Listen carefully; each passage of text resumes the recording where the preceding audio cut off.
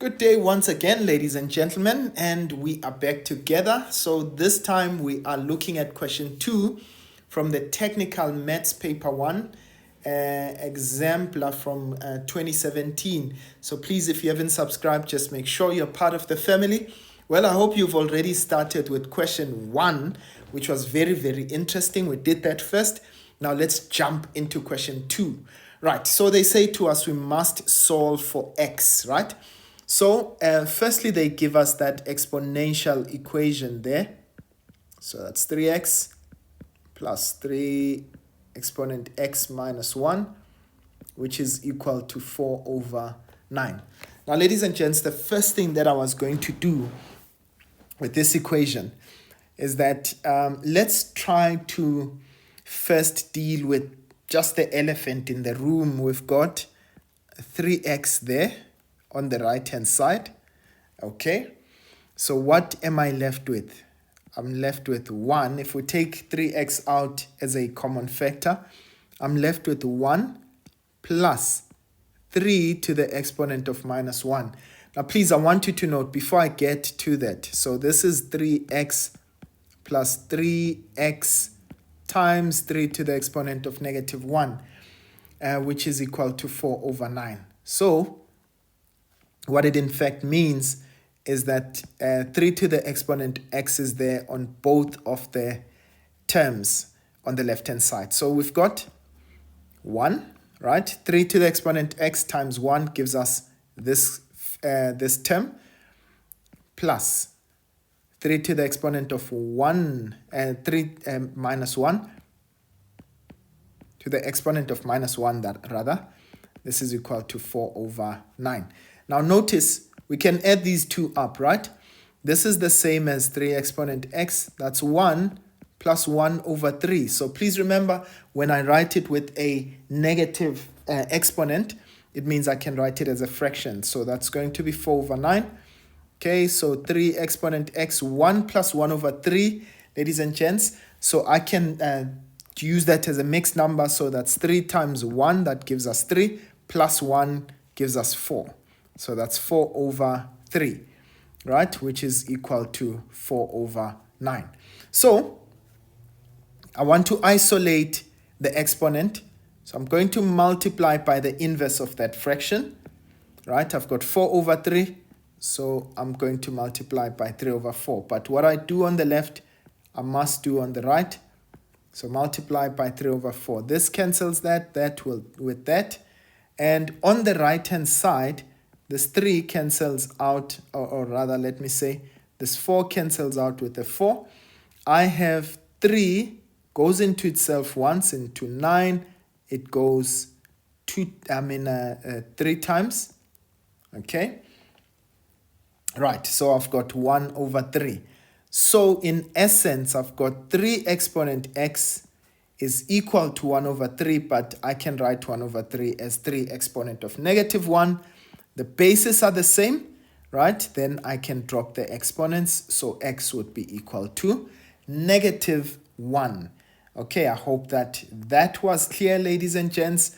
And remember, by simply doing this, what I was doing is dividing by 4 over 3 over here, right? But it's the same as multiplying by 3 over 4. All right, and that's how the cookie crumbles. Let's go on to the next question. Right, and they give us there 2 to the exponent of x equal to 5. All right, let me just remove all of this stuff. So even if I wanted to, there is no way in which I can get both bases to be the same, right? So what am I going to do? I'm going to introduce logs on both sides. So that's log of 2 exponent of x equal to log of 5. So what do? It's an exponent. We drop it down. X log of 2 is equal to log 5. And so we divide both sides by log 2. And so x is equal to, that's log 5 divide by log of 2. Okay, we can round this off, and this is 2.32. That is our final answer. Of course, the examiner did say that we should round off to 2 decimal places, and that's something for you guys to always check all the time, right? Very important for you to do so. All right, now for the last question on 2.1. Okay, so I've got log base 4 into x minus 6 plus the log, again, base 4 of x. This is equal to 2. So this is also very, very important. I've got logs with the same base. Now, please, I want you to listen carefully. If I've got log of base a of c plus the log of base a of b, I am adding logs with the same base. So I can represent this as the log of base a. Now note, this is c multiplied by b. Okay, so I'm writing the first law of logarithms in reverse. That is, if my indexes, if I multiply the indexes for one log, in this case, I know that I will add the logs once I separate them, right? So there's no such a thing as indexes, it's indices. Hey, this English. Right, so that's going to be log base 4 of. Now note, what am I doing? I'm multiplying x minus 6 multiplied by x. So that's x minus 6 multiplied by x. And this would be equal to 2. So inside, I've got the log base of 4, and that becomes, that becomes x squared minus 6x, right? And this is equal to 2. Now, ladies and gents, I'm going to now apply the law where we convert logs into exponents, right? Now, I want you to note, our base is base 4. Our index, right, is x squared minus 6x. And this is our answer, equal to 2. Okay? So, what we know is that the base of the log becomes the base of our exponent. We drop the index down. So x squared minus 6x is equal to the base of the exponent, of the log rather, becomes the base of your exponent. The answer becomes the index. Okay, right. So x squared minus 6x equal to 4 squared. So x squared minus 6x, and that would be 4 squared is 16. So that would be minus 16 is equal to 0. Are we able to factorize that? What are the factors of 16?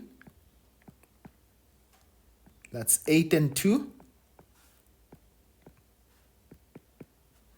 Okay, 8 times 2 is 16, and 8 minus 2 is going to give us 6.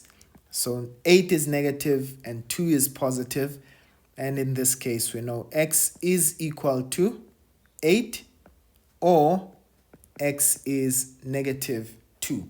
Now, ladies and gents, it becomes very important for us to actually test whether our solutions are correct. Now, if I go and plug 8 in to this equation, that becomes 8 minus 6.